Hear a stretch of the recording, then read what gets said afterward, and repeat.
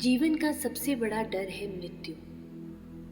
और जब मृत्यु की कल्पना अपने अपनों से जुड़ी हो तो यह डर मोह बन जाता है। अर्जुन का मन उसी मोह से घिरा है, लेकिन श्री कृष्ण अब एक एक परत खोल रहे हैं कि मृत्यु क्या है, आत्मा क्या है और कौन वास्तव में मरता है। इन श्लोकों में आत्मा का स्वरूप इतना गहराई से प्रकट होता है कि यदि इन्हें सही रूप से समझा जाए तो जीवन भर का भय उसी क्षण समाप्त हो सकता है। यह आत्मा के अजय और अविनाशी स्वरूप की शिक्षा है। तो आइए चलते हैं आगे के श्लोकों की ओर। य एनं वेति हन्तारं यश्चैनं मन्यते हतम् उभौ तो न विजानीतो नायं हन्ति न हन्यते। जो इसे यानी आत्मा को मारने वाला समझता है या जो यह मानता है कि आत्मा मर सकती है, वे दोनों ही अज्ञानी हैं। आत्मा न किसी को मारती है न मारी जाती है। यहाँ कृष्ण भ्रम का पूर्ण खंडन करते हैं। वे कहते हैं, अगर तुम सोचते हो कि आत्मा को कोई मार सकता है या यह मर सकती है तो यह अज्ञान का विचार है। शरीर मर सकता है लेकिन आत्मा ना हन्यते यानी मारी ही नहीं जा सकती। जो कभी जन्मा नहीं वह कभी मर भी नहीं सकता। अगर तुम आत्मा हो तो मृत्यु सिर्फ एक भ्रम है। न जायते म्रियते वा कदाचिन्नायं भूत्वा भविता वा न भूया अजो नित्यः शाश्वतोऽयं पुराणो न हन्यते हन्यमाने शरीरे। श्री कृष्ण कहते हैं, आत्मा कभी जन्म नहीं लेती और कभी मरती नहीं। यह नित्य है, शाश्वत है, पुरातन है। जब शरीर मारा जाता है तब भी आत्मा मारी नहीं जाती। यह आत्मा की सबसे गूढ़ परिभाषा है। नया नहीं, पुराना नहीं, बदलने वाला नहीं। आत्मा वही है जो सदा से है और सदा रहेगी।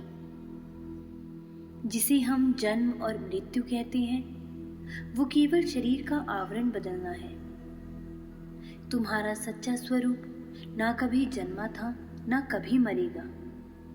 जो नश्वर नहीं है वही तुम हो। वेदा विनाशिनं नित्यं य एनमजमव्ययं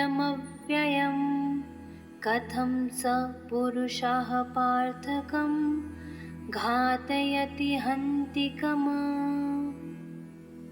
जो आत्मा को अविनाशी, नित्य, अजन्मा और अजर जानता है वह फिर किसी को कैसे मार सकता है या मरवा सकता है।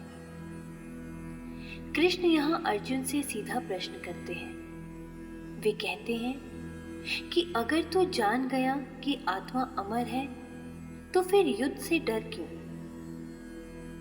यह ज्ञान केवल सोचने का नहीं, जीने का विषय है।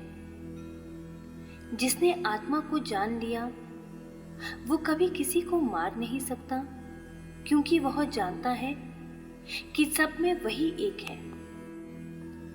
वासांसि जीर्णानि यथा विहाय नवानि गृह्णाति नरोपराणि तथा शरीराणि विहाय जीर्णा यन्यानि संयाति नवानि देहि।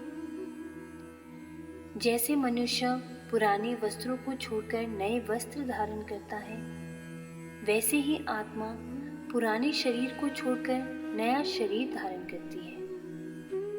यहाँ आत्मा के परिवर्तन की सबसे सरल उपमा दी गई है। शरीर वस्त्र है और आत्मा पहनने वाला। वस्त्र बदलना सहज है, मृत्यु भी उतनी ही सहज हो सकती है अगर हम आत्मा को जान लें। मृत्यु कोई अंत नहीं, वह केवल पुराने वस्त्रों का त्याग है। आत्मा हर बार एक नए अनुभव की यात्रा पर निकलती है। नैनं छिन्दन्ति शस्त्राणि नैनं दहति पावकः न चैनं क्लिद्यन्त्यापो न शोषयति मारुता। इस आत्मा को न शस्त्र काट सकते हैं, न अग्नि जला सकती है, उसे न जल भिगो सकता है और न वायु सुखा सकती है। कृष्ण यहाँ आत्मा की अजेय प्रकृति को चारों तत्वों के माध्यम से समझा रहे हैं। शस्त्र, धरती, अग्नि, आग, आप, जल, वायु, हवा, इन सब का शरीर पर असर हो सकता है, पर आत्मा पर नहीं। जो आत्मा पर कोई प्रभाव नहीं डाल सकता वही शाश्वत है। जब तुम आत्मा को जान लेते हो तो कोई बाहरी शक्ति तुम्हें हिला नहीं सकती।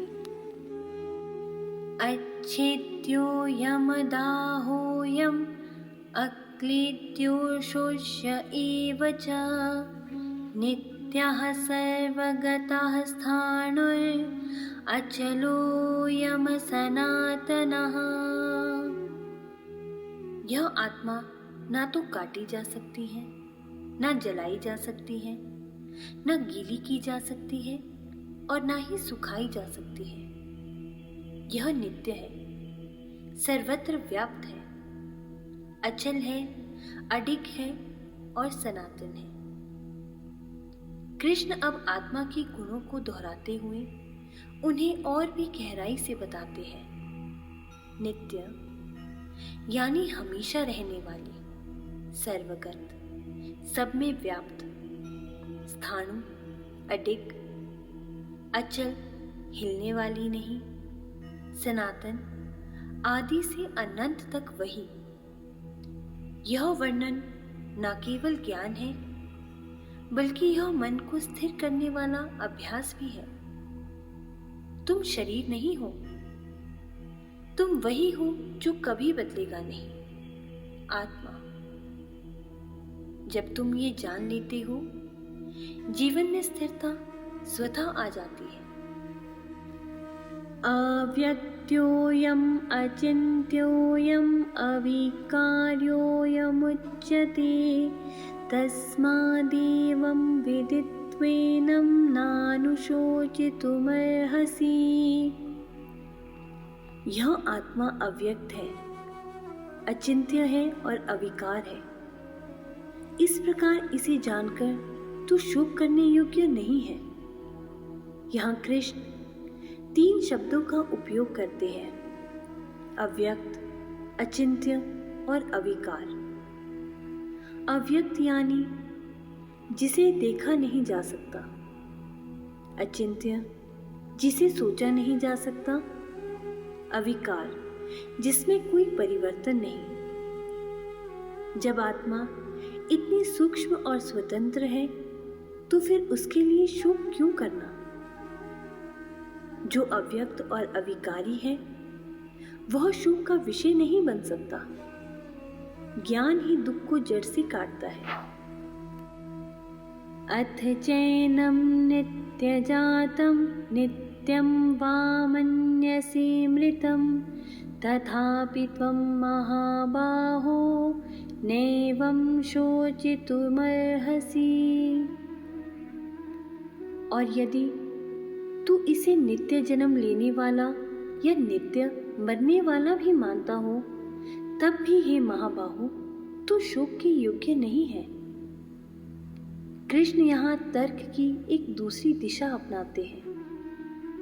अगर कोई आत्मा को ना मानते हुए केवल शरीर का चक्र मानता हो, तब भी मृत्यु स्वाभाविक है। फिर भी शोक क्यों? चाहे तुम आत्मा को मानो या ना मानो, मृत्यु एक सत्य है और शोक उसका समाधान नहीं। समाधान है स्वीकार और कर्म। जातस्य हि ध्रुवो मृत्युर्ध्रुवं जन्म मृतस्य च तस्माद् परिहार्येऽर्थे न त्वं शोचितुमर्हसि।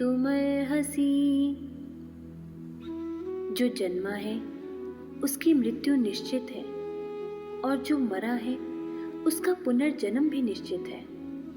इसीलिए जिस बात से बचा नहीं जा सकता उसके लिए शोक नहीं करना चाहिए। यह है जीवन का सबसे सरल और गहन सत्य। जन्म और मृत्यु अपरिहार्य है। जो अटल है उसे स्वीकार करना ही बुद्धिमता है। मृत्यु एक नियम है, न शत्रु न त्रास। जो अटल है उसके सामने धैर्य ही धर्म है। कृष्ण अब तर्क की भाषा में भी बात कर रहे हैं। वे आत्मा के सनातन स्वरूप को भी दिखा रहे हैं और साथ ही ये भी समझा रहे हैं कि चाहे तुम किसी भी मत में भरोसा करो, कर्तव्य से भागने का कोई आधार नहीं है। अर्जुन अब केवल युद्ध के बारे में नहीं सोच रहा। वह अब स्वयं को, मृत्यु को और जीवन को नई दृष्टि से देखने लगा है। अगले श्लोकों में कृष्ण अर्जुन को कर्म और बुद्धि योग के मार्ग की ओर मोड़ेंगे।